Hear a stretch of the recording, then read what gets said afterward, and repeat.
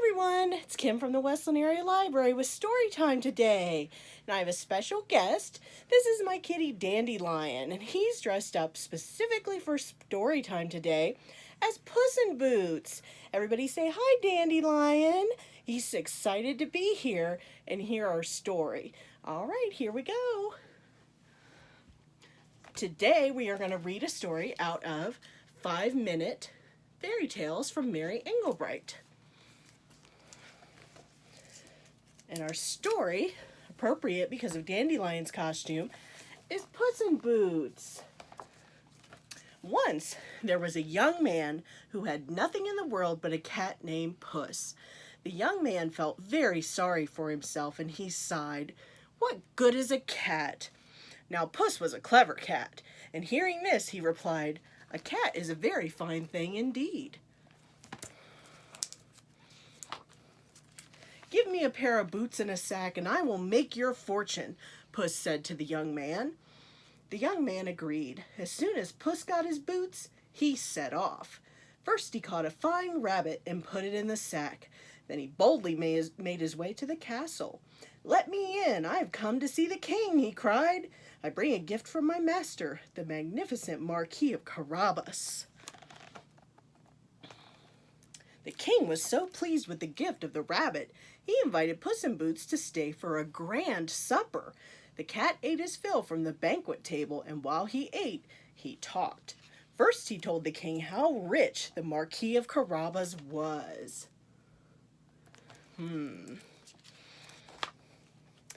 he told the queen how noble the Marquis of Carabas was. Then he told the princess that his master was handsome, brave, and charming. By the time Puss in Boots left the castle, everyone was talking about the mysterious Marquis of Carabas. It's a nice cat. While at the castle, Puss had learned that the royal family was about to take a tour of the countryside. He ran back to his master and said, "I have a plan. Go swimming in the river today, and I will make your wildest dreams come true."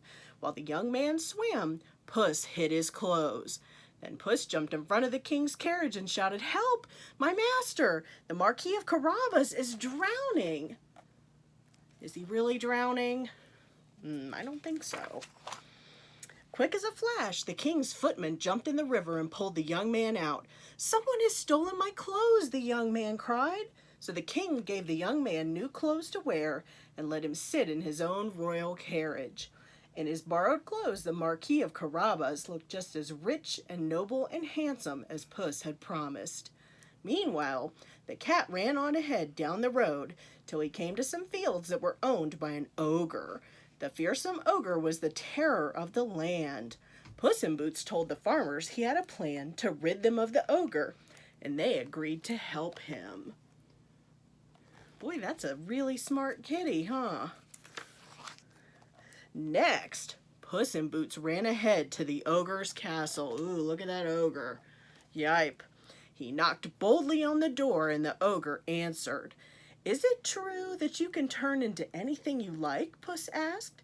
"It is," said the ogre proudly, and to prove it, he turned into a lion. Ooh. Ugh. "But it must be easy for an ogre to turn into a lion," said Puss in Boots. "There is no way an ogre could turn into something tiny like a mouse." The lion roared. Can you roar? Does everybody roar? Roar! In a flash, the lion roared and turned into a mouse. So Puss ate him up, and that was the end of the ogre. Uh-oh. Along the road, the king saw the farmers working. When he asked who owned the land, the farmers did just as Puss had told them and said, "The Marquis of Carabas." Puss in Boots stood by the ogre's castle gate. When the king came by, Puss called, "The Marquis of Carabas welcomes you to his home." The king and queen and the princess ate a marvelous supper in the castle with the Marquis and his wily cat. Before long, the princess and the Marquis of Carabas were engaged to be married. On the day of his wedding, the Marquis of Carabas turned to Puss in Boots and said, "Thank you, my friend. You were right. A cat is a very fine thing indeed." That's right. A cat is a very fine thing. Today's secret word, I almost forgot, is the word name. Name. So don't forget to put that on your reading record. Don't forget to fill out your reading record for the summer reading challenge. We're almost done. And make sure that if you need any prizes, you can call the library and get those picked up. All right, we'll see you next time. Bye.